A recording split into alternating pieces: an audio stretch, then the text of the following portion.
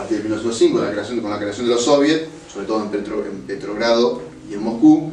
A lo largo de los años, los soviets los consejos obreros iban básicamente tomando las fábricas para, quizás no justamente reclamando una revolución en términos marxistas, sino tomando las fábricas para organizar la producción para que los obreros puedan vivir de una manera digna, o a veces en una forma también de presión. O sea, no había una crítica quizás a la propiedad privada en sí, sino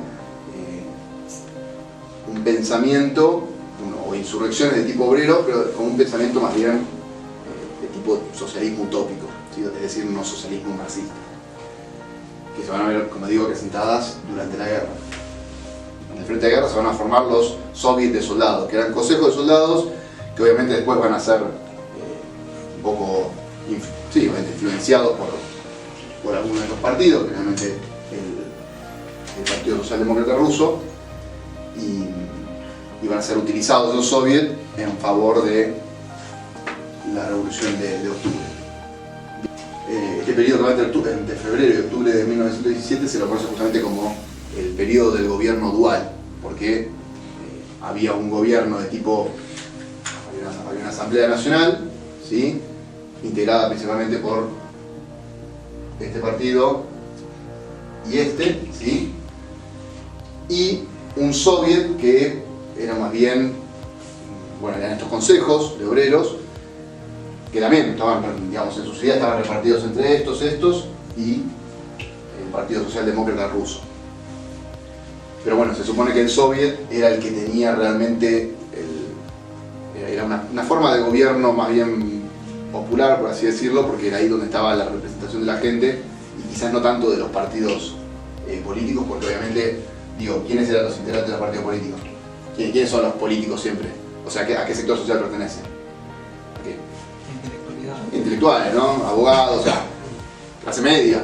Digo, Lenin era también parte de esa inteligencia, pero bueno, los soviets eran en concreto ese gobierno que era propio de la, vamos a decir así, de la gente, ¿sí? Acá sigue la guerra y bueno, justamente ahí va a estar la figura de Lenin en abril de 1917 a Rusia, va a llegar a Finlandia, la parte del Imperio Ruso, y va a hacer la famosa tesis de abril.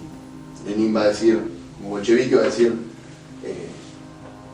bueno, logramos sacar al zar, ¿por qué no hacemos la revolución comunista? Y saca esa famosa tesis de abril donde dice que el poder del gobierno de Rusia tenía que pasar a los soviets.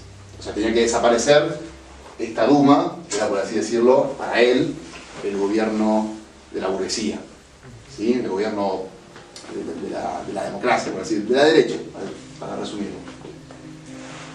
¿Y cuál es la consigna de Lenin? Una consigna quizás no tan marxista. Él pedía paz, pan y tierra.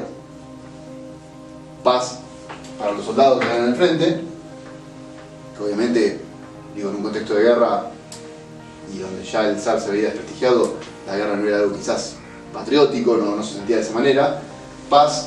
Tierra para los campesinos, ¿sí? Y piensen que en el sentido marxista, la tierra no se le da a los campesinos. En el sentido de una revolución marxista, la tierra ¿a quién le queda? Al Estado, ¿no? Bueno, no. Lenin va a hablar de la tierra para los campesinos. Y bueno, pan, evidentemente, para las poblaciones urbanas.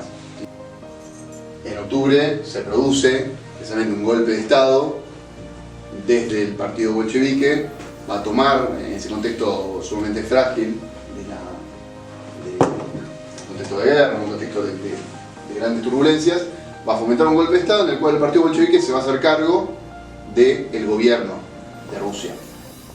Pero ¿quién va a ser el que tome el gobierno? No los soviets, sino precisamente que se van a poner a la cabeza del gobierno los famosos comisarios políticos, que eran los militantes del partido bolchevique, creando una nueva institución de gobierno.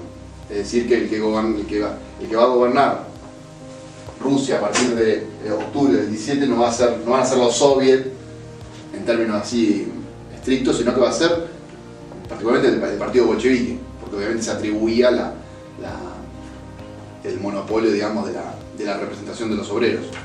De nuevo, Lenin se hace, el partido bolchevique se hace, como que se sube a la ola de esa gran insurrección popular que está ocurriendo en Rusia, y es el que va a aprovechar esa ola para ponerse en el gobierno, ¿sí?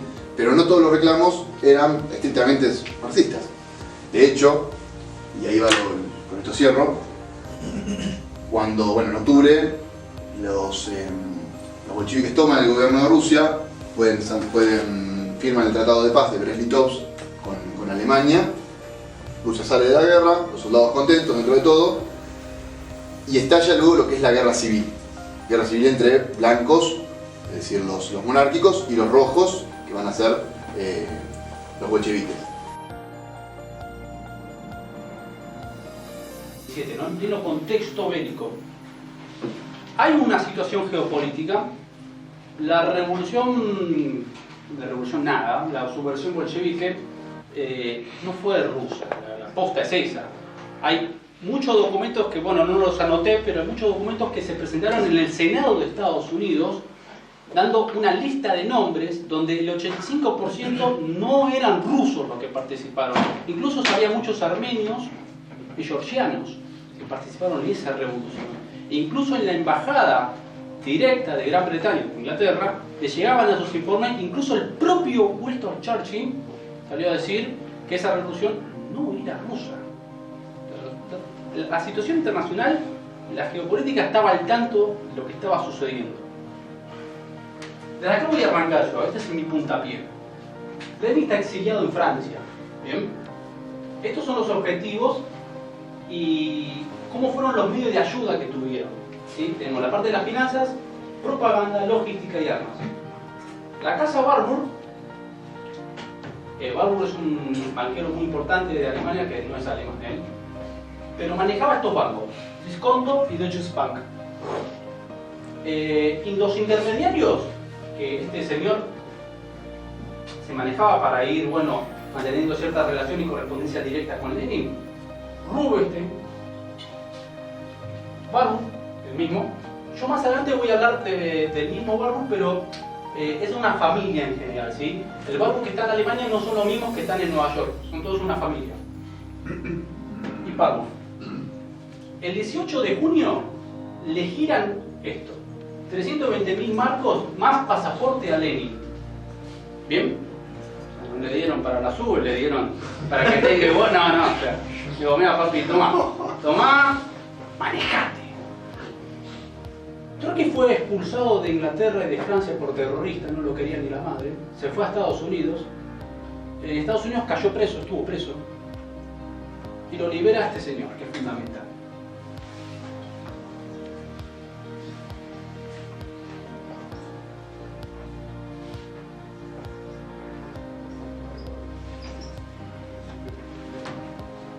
Investigando a este señor, también provenía de un sector económico, invertía mucho en la bolsa de valores.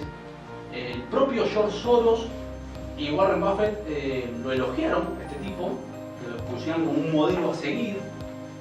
Si uno busca los artículos, siempre lo consideran como un filántropo, un señor de enorme influencia en el gobierno de Wilson, en la Primera Guerra Mundial en Estados Unidos, incluso también en la de Roosevelt. Este señor libera a Trotsky en Estados Unidos, lo libera. ¿Qué tamaño poder tenía Bernard Baruch? Que cuando Trotsky va a Canadá y vuelve a caer preso otra vez, Bernard Baruch nuevamente le salva el pellejo, incluso ya en Canadá, donde no tenía supuestamente jurisdicción. El tipo se ve que tenía contactos, se ve que tenía amigos, se ve que tenía un importante WhatsApp, y el tipo lo vuelve a liberar a Trotsky. Lo vuelve a liberar, pero en Canadá le dijeron, bueno, con una sola condición. Acá no lo queremos. Y lo envían directamente a Rusia. O sea, ahí va directo a Rusia. Ellos entendían que la situación en Rusia era propicia para llevar a cabo la revolución. ¿Por qué? Porque, como bien contó Juan, la situación interna era débil, desgastante para el zar, estaba en una situación crítica. Ellos iban a fogonear aún más esa situación. La idea principal era que todo malestar toda sensación en contra del zar lo capitalice y lo dirija y lo conduzca a este señor. Bueno, hay un malestar, tan podridos del tipo, la cabeza tiene que ser una. Pero detrás de él estamos todos nosotros. Todos nosotros estamos detrás de él financiándolo, apoyándolo, dándole todas las facilidades para que esto sea posible. ¿Bien?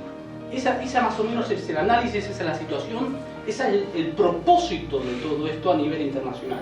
Muy característico, como el propio Lenin dijo, que la revolución bolchevique es la culminación de la revolución francesa. Él mismo lo dijo, es la culminación, acá venimos a culminar un trabajo que está medio a hacer. Este pacto, por el tema de las armas, no se cumplió a rajatabla. Es acá donde Inglaterra actúa con total deslealtad. Y le explico por qué.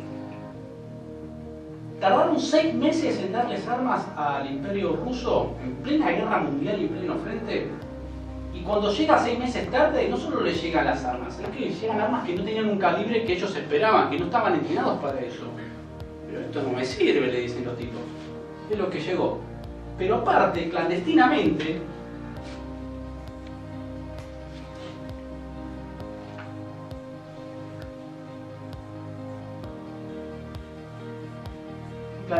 les llega armas de la misma firma a los revoltosos. Les llegan armas, les llegan finanzas, propaganda, logística, que es, aparte de la logística también documentación falsa para que puedan actuar, y armas. O sea, estaban armados, con armas modernas para la época, y actuando en contra del zar en plena guerra. Situación desesperante. Este tipo viaja a Rusia y le dice, palabra criolla, ¿no? ¿Cómo que no querés pagar la deuda que tenés con Estados Unidos? No, estoy en plena guerra, le dice el zar. Mira, si vos no garpaste, voy a declarar la moneda rusa en bancarrota en el resto de Europa. El zar lo mira y le dice, sí, te estoy hablando en serio, le dijo. Garpó, tuvo que pagar a la fuerza. La economía rusa en plena guerra empeoró. O sea, si ya venía mal, ahora está peor. Y esa situación fue la que fue climatizando para que realmente sucediera esto. O sea, todo esto que Juan contó internamente era una situación desgastante, pero esto fue el punto de quiebre, total punto de quiebre.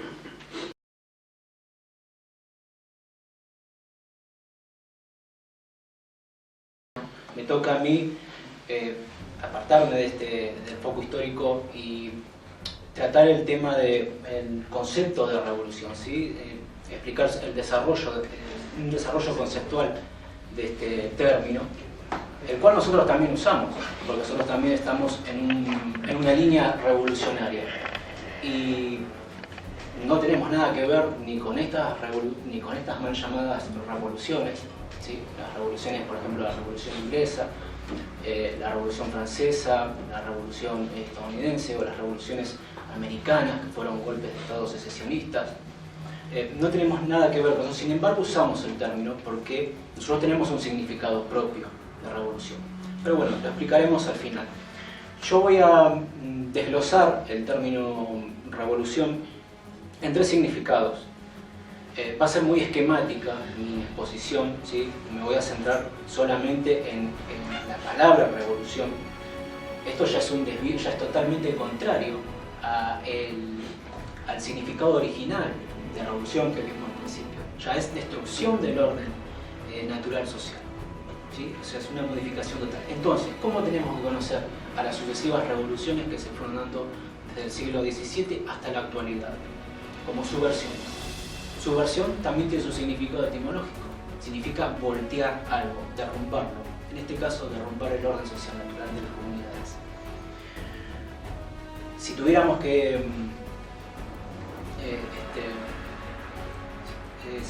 que explicar qué es una subversión, sería lo siguiente. Una minoría parasitante ocupa el Estado, lo corrompe y utiliza sus funciones comunitarias en beneficio propio de esa minoría. A la vez genera leyes e instituciones y discursos a través del dominio de la opinión pública para autolegitimarse y para a la vez someter al resto de la comunidad.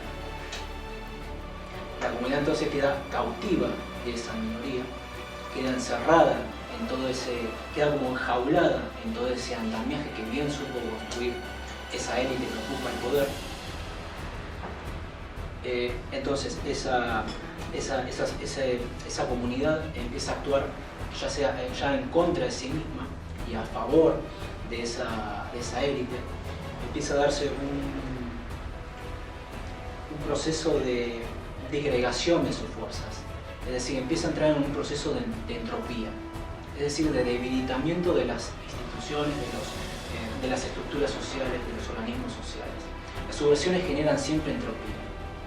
En este caso, Jacques Desmayes, cuando se refiere al concepto de revolución, retomando su significado original, dice que revolución es el restablecimiento del orden social natural mediante la restauración del Estado en sus funciones comunitarias. Es decir, lo retoma porque dice restablecimiento del orden social natural, restauración, es decir, una vuelta a ese orden que se ha perdido.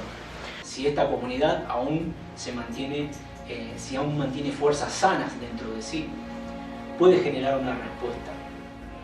Esas fuerzas sanas, que pueden ser individuos intelectuales, individuos de instituciones, del ejército, por ejemplo, se reúnen, se logran confluir intereses y forman lo que Jacques Desmayes denomina una minoría revolucionaria. Las revoluciones no las hacen los pueblos, no las hacen las comunidades, las hacen minorías revolucionarias, es decir, personas que logran reunirse y que funcionan como un estado en potencia.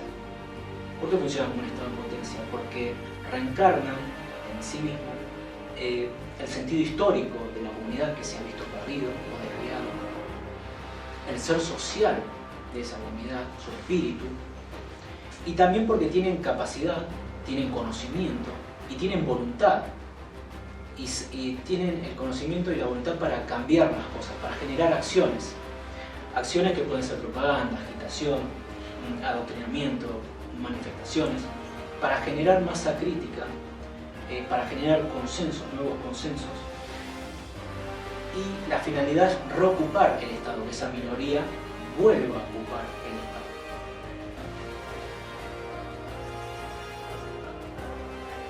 Y bien amigos, esto fue todo por hoy.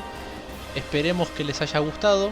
Les pedimos que se suscriban al canal, que le den like, que compartan el video, que lo difundan y que también nos sigan en la página de Facebook para mayores novedades. Desde ya muchas gracias y hasta la próxima.